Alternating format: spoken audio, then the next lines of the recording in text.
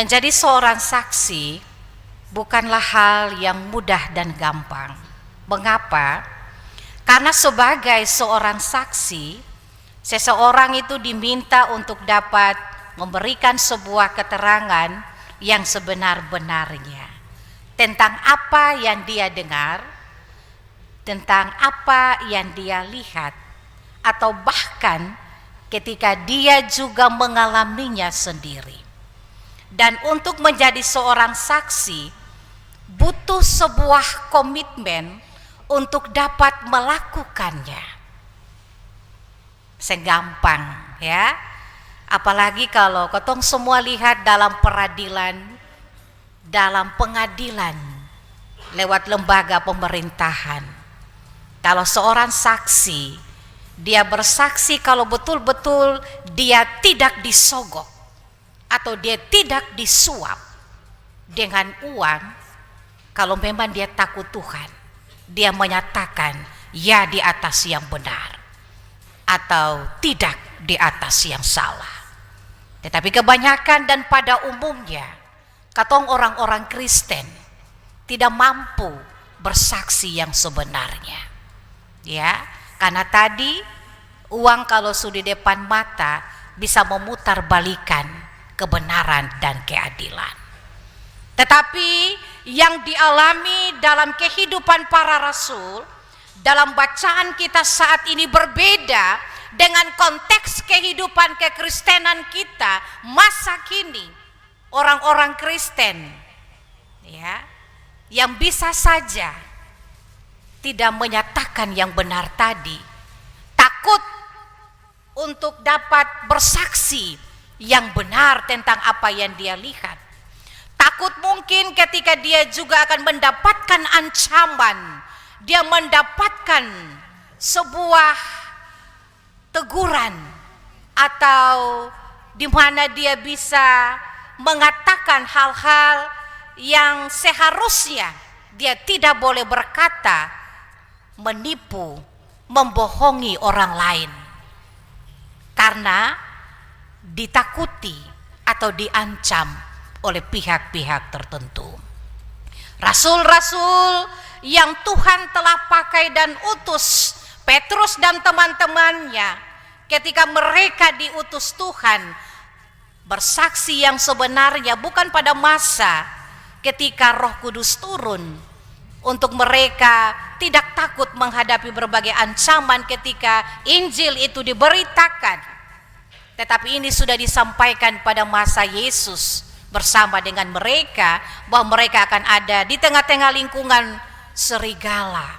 Ya, jadi tidak mudah ketika memberitakan firman di tengah-tengah tantangan zaman yang dihadapi oleh para rasul. Tetapi oleh karena mereka bersaksi tentang Injil kebenaran Allah di tengah-tengah situasi yang sulit, walaupun mereka juga dimasukkan di dalam penjara, mereka tidak takut dan tidak gentar. Justru semakin dibabat, semakin mereka bertambah jumlah orang-orang percaya yang semakin mengenal Yesus sebagai Tuhan dan Juru Selamat. Kalau ketong semua lihat ketika ada tanda-tanda dan mujizat yang banyak dilakukan, menunjukkan bahwa Injil kebenaran Allah tidak akan pernah padam atau stop sampai di situ. Ketika murid-murid rasul-rasul tadi mereka dimasukkan dalam penjara karena mereka bersaksi tentang Yesus. Tetapi ketika mujizat yang mereka lakukan, baik lewat penyembuhan orang sakit, yang dimana mereka datang untuk memohon penyembuhan, meminta penyembuhan dari para rasul, maka terjadilah kesembuhan yang ilahi. Ada semacam otoritas kuasa Allah yang terjadi dalam kehidupan orang-orang yang datang berkumpul di Serambi Salomo. Kalau katong lihat Serambi Salomo itu adalah merupakan bagian bait suci kuno Yahudi yang terletak di sebelah sisi timur. Serambi itu dia berbentuk barisan tiang atau istilah kebun terbuka. sehingga orang-orang bisa datang. Dan katong lihat semua bahwa semua para rasul melakukan mujizat-mujizat dan tanda-tanda heran lewat penyembuhan yang terjadi di tempat itu. Dan ketika tanda-tanda heran dan mujizat yang terjadi, maka orang-orang yang datang itu mengalami ada semacam kuasa yang sangat dahsyat, kuasa yang luar biasa ketika mereka disembuhkan. Bahkan bukan saja sakit secara jasmani lewat penyakit, tetapi juga ada intervensi kuasa-kuasa kegelapan, kuasa-kuasa dunia, roh-roh jahat yang mengikat kehidupan mereka. Dan ini ditantang oleh para rasul. Mereka menghancurkan, mereka menengking, hanya di dalam nama Yesus semua roh-roh jahat itu keluar. Dan mereka menang oleh karena iman mereka percaya kepada Juru Selamat. Dan ketika mujizat-mujizat yang telah dibuat, maka para rasul semakin berani untuk terus bersaksi tentang Yesus. Ada sebuah penghargaan terhadap mereka atas tindakan-tindakan yang mereka lakukan, sehingga semakin bertambah jumlah. Dari segi kuantitas, orang semakin percaya banyak sekali untuk datang, untuk bukan saja melihat tanda-tanda mujizat, tapi mereka juga mengalami mujizat yang dilakukan atas kehidupan mereka. Dan oleh karena kuasa Allah yang sungguh luar biasa dalam kehidupan para rasul tadi, maka menimbulkan ada pro dan kontra dalam kehidupan orang-orang petinggi-petinggi agamawi. Di situ imam besar, orang-orang Saduki menimbulkan iri hati dan cemburu oleh karena para rasul melakukan sebuah tindakan kemanusiaan. Bukan saja tindakan kemanusiaan, tetapi sebuah mujizat dan tanda heran yang dari sisi manusia tidak seorang pun mampu untuk melakukan tanda-tanda heran tersebut, hanya para rasul, karena mereka diurapi dengan kuasa Allah. Otoritas Allah menghidupi kehidupan mereka untuk melakukan hal-hal yang spektakuler, yang dari sisi manusia tidak mungkin terjadi, mustahil. Tetapi para rasul, mereka betul-betul diberikan kuasa untuk menyatakan kemuliaan Allah lewat penyembuhan, tetapi juga pengusiran roh-roh jahat dari kehidupan orang-orang yang datang meminta pertolongan.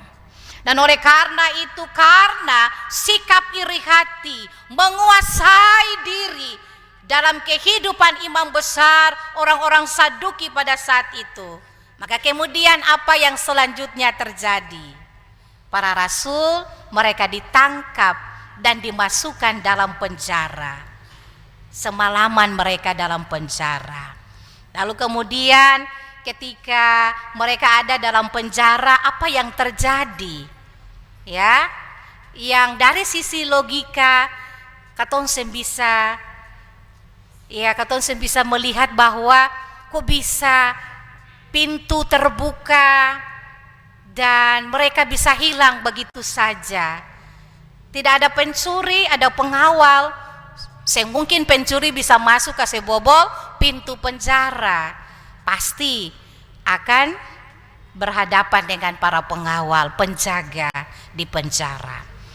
Tetapi menarik saudaraku bahwa ketika ada semacam kekuatan adikodrati yang pada malam harinya mereka diberikan semacam semangat untuk terus melakukan tindakan-tindakan untuk dapat bersaksi, justru malaikat datang mengunjungi mereka dalam situasi sulit.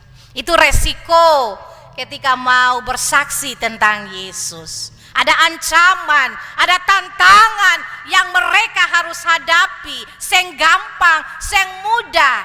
Mereka ada di tengah-tengah lingkungan imam-imam besar, orang-orang Saduki. Tetapi apa yang terjadi? Mujizat Tuhan juga terjadi dalam kehidupan mereka. Mereka dibebaskan ya oleh malaikat. Dan oleh karena itu ketika para Sanhedrin tadi mereka berkumpul untuk mereka mau mengeluarkan para murid, tetapi ketika mereka semua datang di penjara, mereka tidak menemukan rasul-rasul di situ, lalu mereka kembali. Ya, pejabat-pejabat tadi kembali memberikan informasi bahwa kami mendapatkan penjara terkunci dengan rapi seperti semula. Dan semua pengawal di tempat itu mereka juga masih ada di muka pintu. Lalu pejabat-pejabat petinggi-petinggi agama itu mereka kemudian menemukan bahwa rasul-rasul ada di bait Allah tadi. Orang-orang yang telah kamu masukkan ke dalam penjara mereka ada ketika seseorang datang dan memberitahukan informasi kepada pejabat-pejabat petinggi agamawi tadi. Saudara-saudaraku yang diberkati Tuhan, tidak usah takut untuk menghadapi berbagai ancaman ketika katong siap untuk bersaksi tentang kebenaran. Ya, jangan hanya karena uang lalu katong bisa jual Yesus. Ya, ada lagu bahkan itu sudah populer. Ya, jangan karena harta, kedudukan, jabatan lalu katong jual Yesus. Katong semua bersaksi tentang yang benar. Harus siap untuk menanggung segala resiko. Karena apa? Katong semua sudah menjadi pengikut Yesus, sudah menjadi murid-murid Tuhan masa kini. Katong akan menghadapi tantangan. Siapa suruh mau jadi orang Kristen? Tidak akan hidup dalam senang-senang saja. Harus menderita seperti yang Yesus menderita. Dan oleh karena itu sesulit apapun jalan yang katong semua hadapi, yang katong sementara gumuli, percayalah bahwa Tuhan yang pernah akan lepas tangan atas katong punya hidup yang saat ini sementara katong jalani. Tetap berdiri bersaksi tentang kebenaran Kristus. Walaupun uang di depan mata, jangan pernah ya mengkhianati Yesus. Bahkan juga untuk menyatakan yang benar, bersaksi tentang kebenaran Allah. Menjadi pengikut Tuhan membutuhkan sebuah komitmen dalam sebuah kesadaran untuk mengabdikan diri ini seutuhnya hanya untuk menjalankan misi Tuhan di tengah-tengah situasi yang sulit, yang seng enak, yang katong semua hadapi. Sehingga katong ketika bersaksi tentang Kristus, katong banyak mengalami mujizat-mujizat seperti para rasul melakukan tanda-tanda heran. Ya. Dan oleh karena itu ketika katong semua akan berhadapan dengan situasi yang mengancam katong punya iman dalam kehidupan kekristenan, katong akan mengalami banyak penolakan, katong akan mengalami banyak tindakan-tindakan kemanusiaan yang tidak sesuai dari sisi HAM. Ketika katong bersaksi tentang Yesus dalam kehidupan ini, jangan mudah rapuh oleh gelombang dan arus dunia yang semakin menantang katong punya hidup. Sebagai orang Kristen, kalau nama Kristen berarti betul-betul katong melakukan yang sesuai dengan yang Tuhan Yesus pun mau, bukan katong pun mau sendiri. Dan oleh karena itu berani ketika katong mengakui semua yang Tuhan sudah kasih untuk katong, untuk lakukan tindakan-tindakan yang benar, untuk bersaksi sesuai dengan subtema kita berani menjadi saksi Kristus dalam kebenaran. Ya. Jangan menjadi provokator untuk memprovokasi situasi sehingga katong bisa menjadi pengkhianat-pengkhianat Yesus seperti Yudas ya yang menjual Tuhan Yesus. Dan oleh karena itu dalam kehidupan sebagai orang tua, sebagai papa mama, anak-anak, dalam kehidupan keluarga, sebagai persekutuan bergereja, jemaat, persekutuan masyarakat, dalam lingkungan di mana katong semua tinggal, bahkan dalam lingkup yang luas sebagai warga bangsa ini. Mari katong semua ada di tengah-tengah lingkungan, di tengah-tengah dunia yang bisa mengancam katong punya kehidupan sebagai orang-orang yang terus dipakai Tuhan untuk tidak gentar menghadapi semua godaan, tantangan, cobaan dalam katong punya hidup ini. Jangan pernah menoleh ke belakang, jangan pernah takut untuk menyatakan bahwa saya adalah pengikut Yesus yang tidak pernah akan menyangkal ataupun juga mengkhianati Yesus. Selamat untuk menjalani hari-hari hidup ini dalam setiap badai kehidupan, dinamika hidup ini. Ada susah dan senang, semua katong hadapi hanya dengan pertolongan, tapi juga memohon kuasa dan mujizat dan tanda-tanda heran dalam katong semua pun hidup. Yang sakit akan sembuh, yang penuh dengan masalah akan Yesus ubah dengan sukacita dan pengharapan. Ketika katong semua percaya bahwa mujizat Yesus terus terjadi dalam katong punya hidup. Tuhan memberkati. Amin.